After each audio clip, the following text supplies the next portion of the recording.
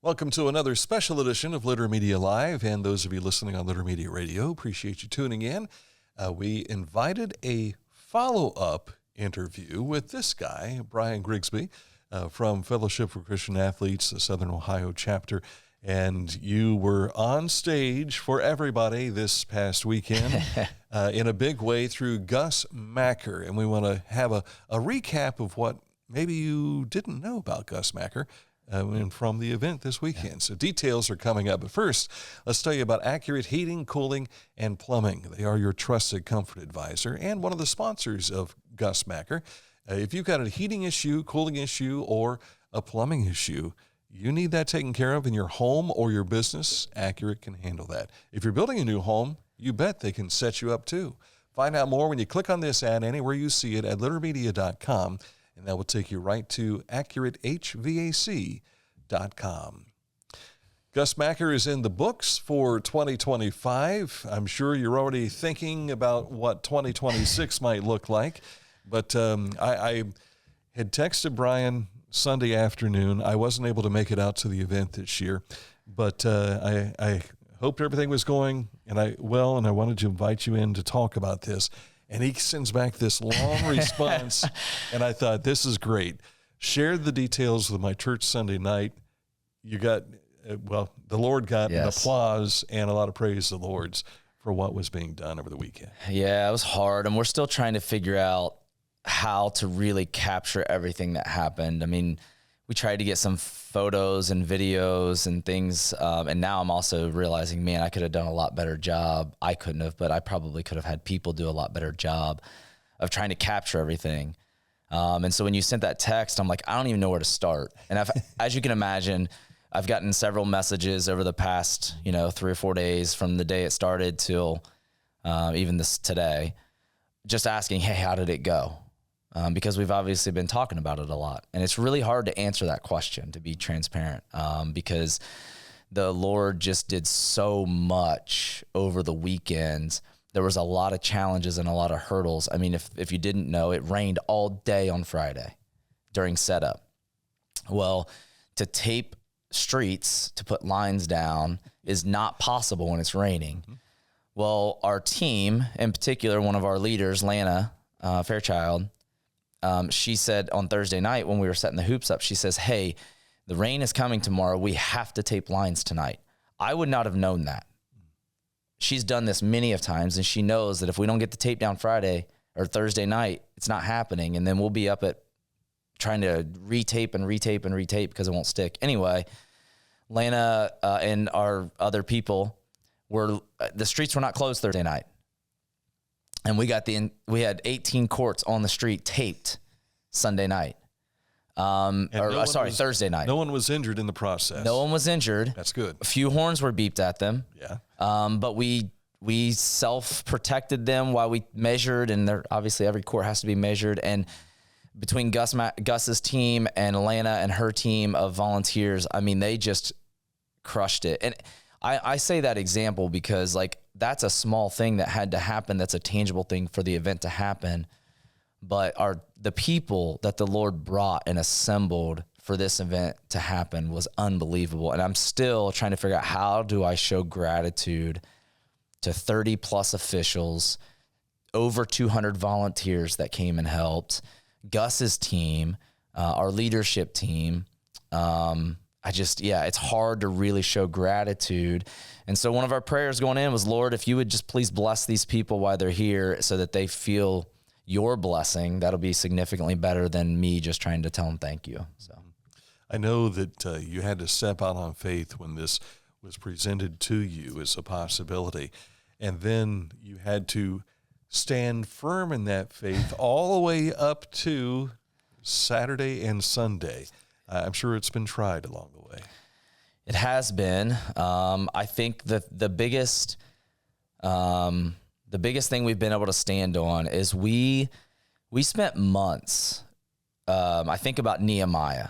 Okay, Nehemiah did not just approach the king and say, hey, I want to go do this. The moment he realized where the pain and the hurt was, the very first thing Nehemiah did was he prayed and he fasted. Not for a day, for an extended period of time, he prayed and fasted. And then therefore, when Nehemiah goes and yet he met adversity along the way, but he didn't falter one bit because of the praying and the fasting that was done ahead of time. He knew without a shadow of a doubt that this was the Lord's plan. It wasn't even a question to him. Now, he had to strategically put people in place and have them be on guard and some of those kind of things, but it wasn't a wavering of, did I make the right decision or are we doing the right thing? And I think that was throughout, even, yes, it's Gus Macker. So guess what? We had some issues with some parents and officials getting heated. We had a couple of altercations on the courts that had to get taken care of. But even throughout the whole time, there was never this question of, are we doing this? Is this the right thing to do? Because we spent a lot of time praying and discussing, Lord, is this really what you want us to take on as a ministry? And it was clear. And so we just had to navigate the challenges, not necessarily second guess, like, is this really what we're supposed to be doing as a ministry? And so now we're in this phase of, okay, year one's over and we're trying to capture it, but we're also trying to think about the next steps of moving forward and all that kind of stuff. And so I'm in this weird place, simply 2 days removed of in both worlds, and my brain is spinning. Yeah. And I guess, if anything, you received plenty of signs of affirmation. Yes. From what just you and I have discussed here today. Yes. We had a couple of businesses. So one of the biggest headaches with us doing this in the downtown streets is for us to not be a burden to the city and to the businesses. However, I know that we're a burden and this can be a burden to some of the businesses down there. And we know that. We're trying as best we can to make it a blessing to them. But we had several businesses come to us and work with us, and they were so thrilled that we were doing this downtown. And some of them we were causing major headaches to. But they were like, it doesn't matter. Like, it's worth it because we see the fun that the kids are having in the streets. We see the positive unity that's being done. And so while that's our prayer and that's our hope, we actually had other people that could have just really bashed what we were doing, but just seeing them be like, no, we know it's a burden for us for a day or two, but at the same time, we see the positive things that are happening. And so therefore it's worth it. And that was huge affirmation for us, because that was, we don't want to be a burden to people. But then also, obviously, and we talked about this before, seeing the way the Lord used different aspects of the event, was really confirming. Like, we didn't know exactly how we were going to make this ministry. Like, we had some ideas, but we didn't know how effective it would be. But I shared with you, and one of the things I shared with you on a text was, at the end of Saturday, we had these wristbands, and I usually have it on. That's weird. But it has 4 emojis on it. And these 4 emojis are our way in FCA's world to share the gospel. And so the first one is a heart, and it just simply means that God loves you. He created you because he loves you. And then the next one is, the division sign. And it just talks about how we're separated from God because of our sin. And then the next one's the cross. And so you can share about Jesus dying on the cross to save us from our sins. And then the fourth one's a question mark of now, what are you going to do about it? Like, will you put your faith in him? So anyway, all that to be said was we had 300 wristbands, and the requirement for, and you know, the Jesus One movement. So the other side of the wristband is Jesus One. That was kind of an FCA thing that started, and I won't get into that story. But anyway, so those were the wristbands. Well, of course, people want those because they're seeing a high state athletes wearing them and having them and all that. But our student leaders, or our students, when they went out to basically walk the streets and hand these out, they had to share the gospel. And I showed you a picture a second ago of 2 of our students sharing the gospel with a group of elementary age kids. And so we realized that somewhere, and then we also had tracts that were being handed out of just like little booklets. And then we had FCA Bibles. I think we had 250 FCA Bibles that were handed out. And again, every one of those, we were trying to engage spiritual conversations and share the gospel. And so we know somewhere between 500 to 1,000 people got one-on-one individually witness to sharing the gospel with that person and sharing about who Jesus is and trying to have spiritual conversation. That's unreal. And then we had Lawrence come Saturday night and share during the dunk contest. And man, He did an incredible job. He talked about form shooting. He had Trey Beard come out and demonstrate, and pressure was on Trey. He actually had him shoot one, and he made it. But he And Lawrence, by the way, is Lawrence Funderburg. Sorry. Who played for Ohio State and played in the NBA as well. Yes. And he came down and was gracious with his time. But he utilized how he teaches form shooting, and he translated that to how to share the gospel. And we've talked about Coach Huffer a little bit. He runs our youth basketball camp for FCA in the summer. And I talked to him afterwards. He's like, I got notes in my, if you know anything about Coach Huffer, he's a notes guy. He had notes down about how he was using form shooting to teach the gospel. And so you had, I don't know how many people we had at the dunk contest, maybe 200 or 300 people that were still there and watching. And then of course I told you Justin Fatika, Your Amazing Fitness. He's a speaker. He came from Syracuse, New York, and he came down and, oh man, he rocked the crowd on Sunday afternoon at noon. And there was, hundreds of people walking by, but then stopping to listen to him. And of course he shared the gospel and had a response time of people that wanted to come and to receive Jesus into their life. And which I can't believe happened on top men's court at Gus Macker, but it did. And people came and we got to pray over people and to talk to them. And anyway, I shared that with you in a text. But the Lord just took the weekend and planted seeds and harvested and did his thing. I was talking to my wife. We've been doing FCA in Southern Ohio now for about a little over 4 years. And this is not a bad thing. A lot of our events that we do, Fields of Faith, basketball camp, our huddles, a lot of the people that come to those are either church going or they have some level of background, even if they're not believers. They've got some sort of background there. Somewhat churched. Yeah, churched. Good word. I think that the Gus Macker weekend alone, we probably shared the gospel with more straight, unchurched people that have never walked into the doors of a church, they were truly unchurched people. We probably shared the gospel with more people in just this weekend than we have in the last 4 years combined. Incredible. It's absolutely incredible. And I told you before we handed out those Bibles, and we had one kid, he came to our coach or his coach, and man, so like, Coach, I got this FCA Bible. Check this out. One of the people gave it to me and talked to me about it. And he couldn't stop talking about how excited he was to have this Bible. And I mentioned to you before, we had another guy right before Top Men's, just a random guy walking down the street, not looking up. Like he almost ran into me because he was reading his Bible walking down the street.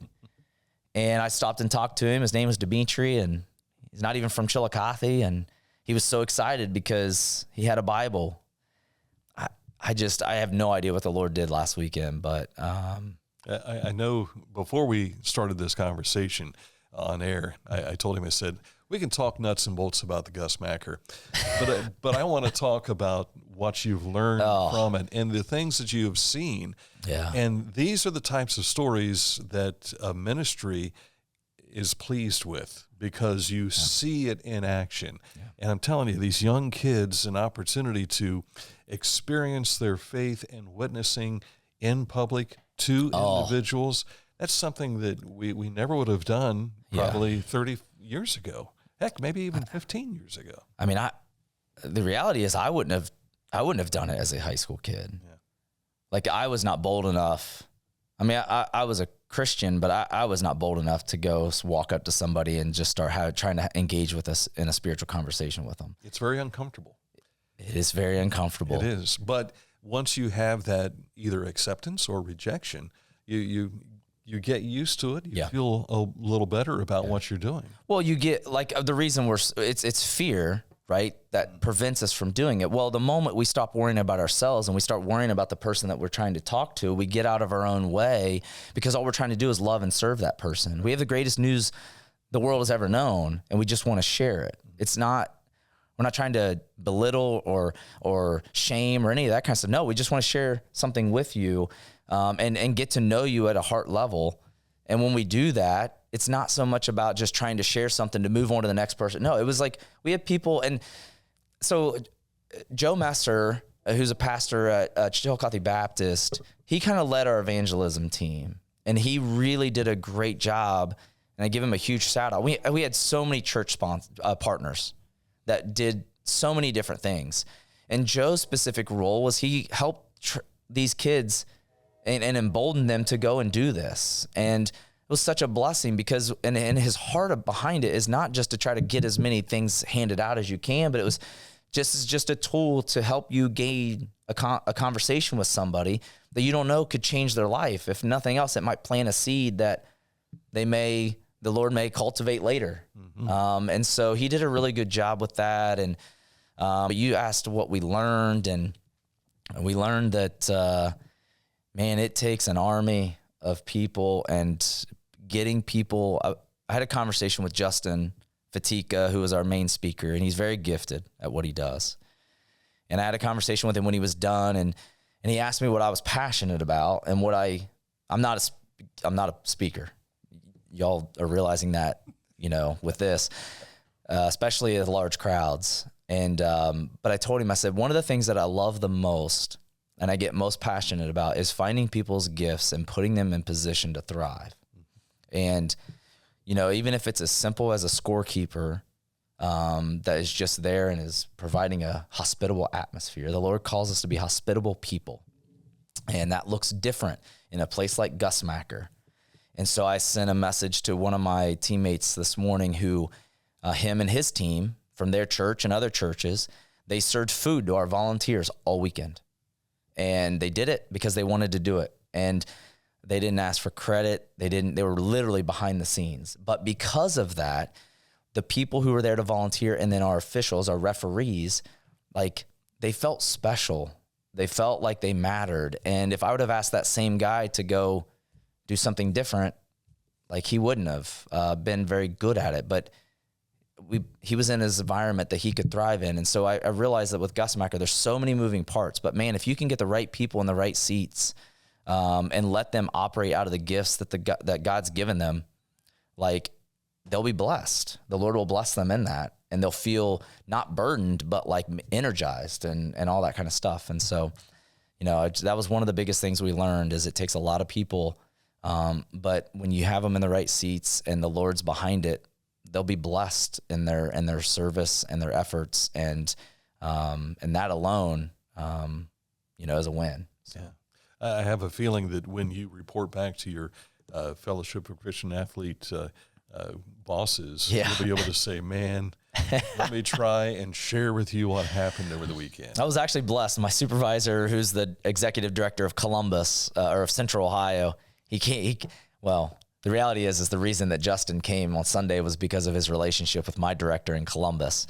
And he came down as well, Rai Durazio, who's an incredible mentor and man for me. And he came down and he literally was like, this is unbelievable. Yeah. And that wasn't just because of Justin sharing. He was talking about, he could feel, he'd never been to a Gus Macker before. I mean, he's been to, obviously, sports his whole life. And so he's been to many things, but he's like, this feels different. And, one of the things that I told you was, you talking about adversity. Friday was adverse. Sure, with all the rain. So my friend he's not here local, but he knew he's a personal friend. And so he knew what was going on. He said, hey, how are you doing today? This was Friday. I said, I'm miserable. I'm soaking wet. I'm tired. We can't get things done as efficiently and effectively as we should be able to. And it is pouring down rain all day. He says, well, I'll pray for you. Well, appreciate that.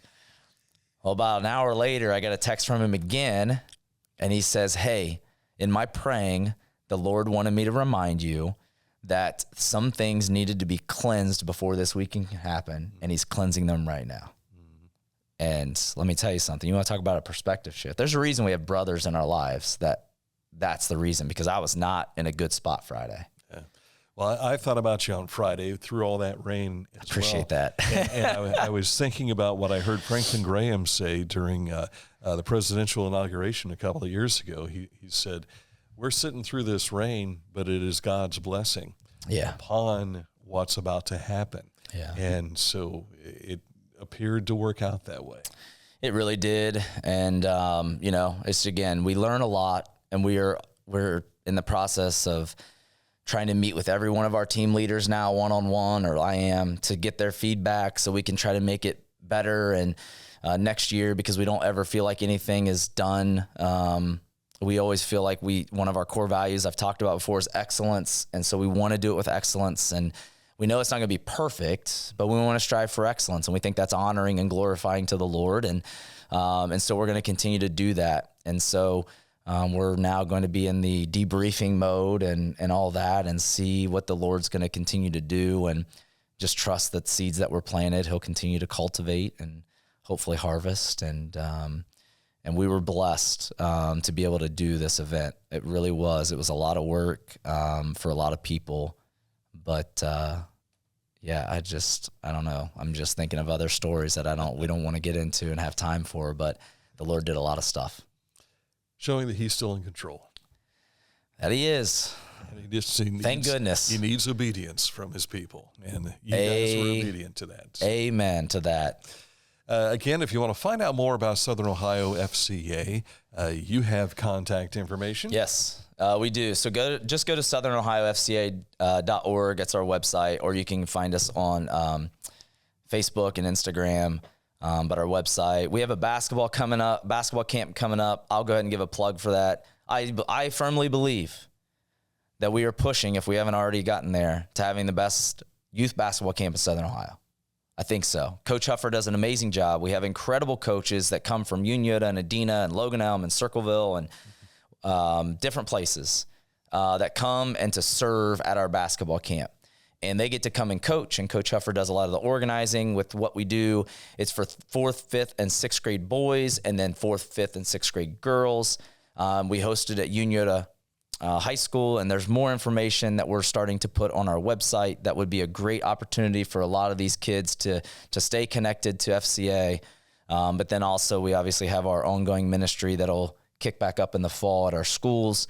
And we would love to connect with people, whether that is you as someone that wants to continue to pray for our ministry, you want to volunteer for our ministry, if you want to give to our ministry.